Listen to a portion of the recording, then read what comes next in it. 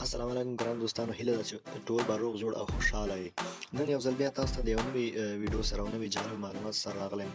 هیله ده چې د خوښې وړ مې وګرځي.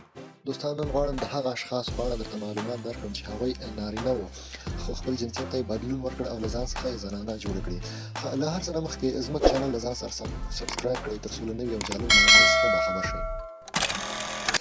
په دې ډله کې لومړی یو هندو ډیزاینر چې پخوا د سوپنیل شینډې په نوم پیژندل کېده، خو وروسته چې خپل جنسیت ته بدلون ورکړ نو خپل نوم یې هم له سوپنیل شینډې څخه سایشا شینډې ته بدل کړ او په 2021 کال کې خپل جنسیت ته بدلون ورکړ.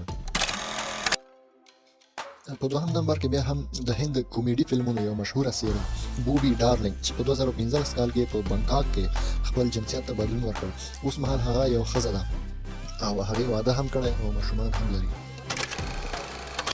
په دریم نمبر کې د انګلستان هیواد پخوانۍ موډله او اداکاره اپریل اشلی چې په 1960 میلادي کال کې په مراکش هیواد کې د 25 کلنۍ په عمر خپل جنسیت ته بدلون ورکړ او له ځان څخه یې ښځه جوړه کړه.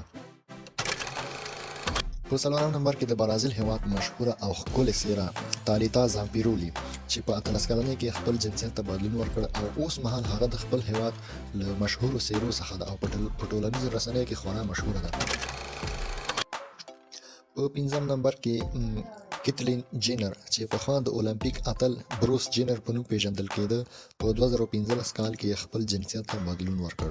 هغې د جنسیت له بدلون څخه 2 کاله وروسته رسنۍ خبرې شوې. په شپږم او وروستي نمبر کې رینی ریچارډز چې پخوا د ریچارډ راسکینډ په نوم پیژندل کېده، یو امریکایي د سترګو متخصص او لیکوال او پخوانی مسلکي د ټینس لوبغاړی و چې په 1995 کال کې خپل جنسیت ته له نارینه څخه زنانه ته بدلون ورکړ او د زنانه په توګه یو نوی ژوند پیل کړ.